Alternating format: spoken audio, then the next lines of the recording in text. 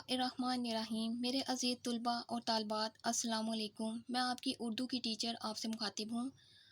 आज हम करेंगे यूनिट नंबर 1 सबक नंबर 1 किस्सा हज़रत मूसा अलैहिस्सलाम।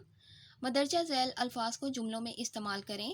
अल्फाज जुमले ऐब, दूसरों में ऐब गोई करना बुरी बात है।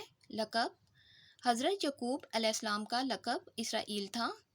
मशत अज़ीदी, हमें दुनिया में मशत अज़ीदी के मुताबिक ज़िंदगी गुजारनी चाहिए। गैर इरादी तौर पर अहमद के हाथों से कत्ल हो गया। लग़ज़िश, खुदा हमारी हर लग़ज़िश को माफ़ करने वाला है। अब हम करते हैं सवालात के जवाबात।